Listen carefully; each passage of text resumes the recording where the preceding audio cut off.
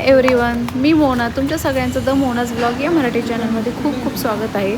तर आता आम्ही इथं आलो होतो पिझ्झा खायला. म्हणजे आमच्यासोबत एवढं असं विचित्र झालं ना, एकतर माझं एवढं जास्त बॉडी पेन होत होतं, त्यामुळे मला घरी स्वयंपाक करायची अजिबात इच्छा नव्हती. शरीरच्या पप्पाला म्हणलं चला आपण पिझ्झा खायला जाऊया, पण मला ज्या कॅफेमध्ये जायचं होतं तिथली साफसफाई सुरू होती, क्लिनिंग सुरू होती, त्यामुळे त्यांनी लवकरच बंद करून टाकलं होतं. दुसरीकडे जायचं तर त्यांचं म्हणजे शॉपच बंद झालं होतं पूर्ण.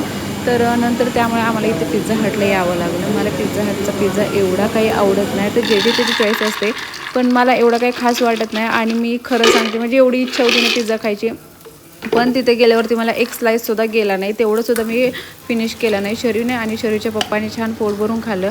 नंतर तिथून घरी आलो. नंतर दुसऱ्या दिवशी शूट करायला घेतलं. तर आता ना मला इथं खारे शेंगदाणे करायचे होते, तर मी शेंगदाणे ना जे घरून शेंगा आणले होते ना ते फोडून घेतले होत्या मस्तपैकी ना. ह्याला पाण्यामध्ये उकळून घ्यायचं. खरंच हे शेंगदाणे एवढे छान होते, तर म्हणजे खूप खमंग होते, अगदी विकतच्यासारखे. त्यामुळं मी ना असं कधी कधी घरीच बनवते, कारण घरचं कसं हायजीन मेंटेन करून सगळं केलेलं असतं, त्यामुळं कधीही घरचंच बेस्ट असतं. तर मी इथं ना पाण्यामध्ये मीठ टाकून एक उकळी काढून ना त्यामध्ये शेंगदाणे ना 5-10 मिनटं छान उकळून घेतले होते. साईडला माझी स्वयंपाकाची पण तयारी सुरू होती आणि ते शेंगदाणे नंतर मी गार करायला ठेवलं. असा ड्रेसवरून ड्रेस घालून बसले. तिला असे मोठे ड्रेस घालायला खूप जास्त आवडते. तुला कलर करायला आवडतं?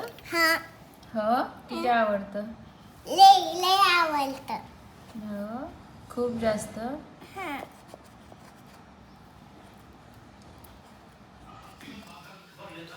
तर कालचा व्हिडिओ मी आज पुन्हा सुरू करते, कारण काल काही एवढं काही शूट करता आलं नाही. तर आमचं दुपारचं जेवण वगैरे सगळं झालेलं आहे. आता 2 वाजलेत आणि मी मागाशी ना हे खारे शेंगदाणे करायला घेतले होते. शरीरच्या पप्पाला करून द्यायचे होते, पण ते गेले आता. तर इथं मी शेंगदाणे ना उकळून घेतले, ते मी तुम्हाला दाखवलंच आहे.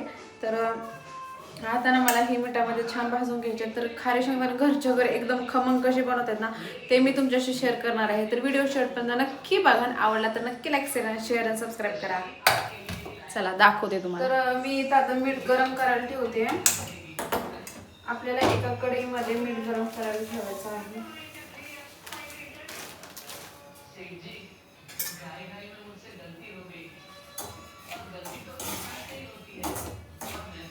थोडंसं गरम झालं ना की मग आपल्याला हे शेंगदाणे टाकून घ्यायचे.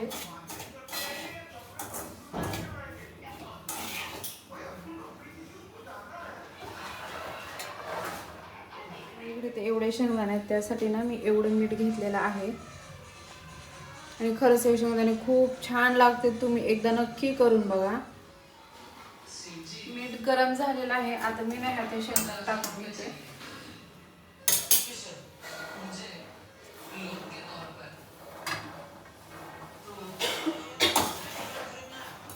तर मी असं टाकून घेतलेलं आहे. मी ना 10 मिनटं ना मिडियम गॅसवरती हे करून घ्यायचं. मी गॅस कमी करून. तुम्ही बघू शकता शेंगदाण्यांचा कलर चेंज झालेला आहे. हे काय होतं ना, असं मीठ खाली जाऊन बसतं, त्यामुळे सारखं मिक्स करावं लागतं.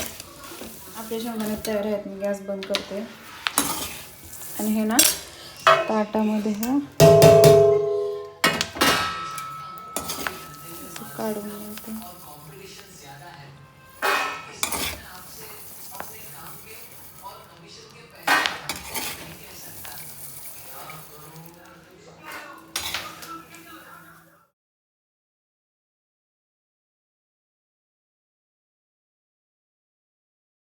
हे आपले खारे शेंगदाणे एकदम तयार आहेत. आता हे ना असं थोडंसं हे करून ठेवते, म्हणजे थोडंसं जे 1-2 पॉईंट ओलसरपणा असतो ना ते निघून जातो. कारण तुम्हाला माहिती की आपण हे आधी पाण्यात म्हणजे हे बॉईल करून काढले होते, तर त्यामुळे ते थोडंफार हे असणारच. तर असं 1-2 तास ठेवले ना की मस्त कडक होते. आणि हे जे मीठ आहे ना ते मी नेक्स्ट टाइम यूज करणार. तर चला, व्हिडिओ आवडला तर नक्की लाईक शेअर आणि सबस्क्राईब करा. चला भेटू नेक्स्ट व्लॉगमध्ये. बाय.